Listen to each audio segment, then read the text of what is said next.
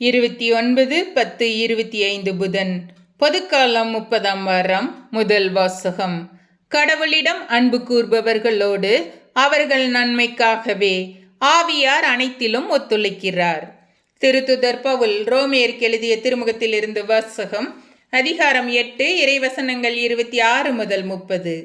சகோதர சகோதரிகளே, தூய ஆவியார் நமது வலுவற்ற நிலையில் நமக்கு துணை நிற்கிறார். ஏனெனில் எதற்காக எப்படி நாம் இறைவனிடம் வேண்டுவது என்று நமக்கு தெரியாது. தூய ஆவியார் தாமே சொல் வடிவம் பெற முடியாத நம்முடைய பெருமூச்சுகளின் வாயிலாய் நமக்கு பரிந்து பேசுகிறார்.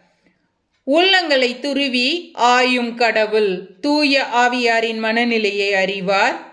தூய ஆவியாரும் கடவுளுக்கு உகந்த முறையில் இறை மக்களுக்காக பரிந்து பேசுவார்.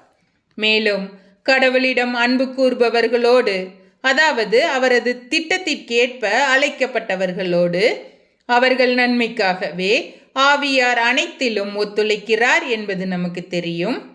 தம்மால் முன்பே தேர்ந்து கொள்ளப்பட்டவர்கள் தம் மகனின் சாயலுக்கு ஏற்றவாறு இருக்க வேண்டும் என கடவுள் முன்குறித்து வைத்தார்.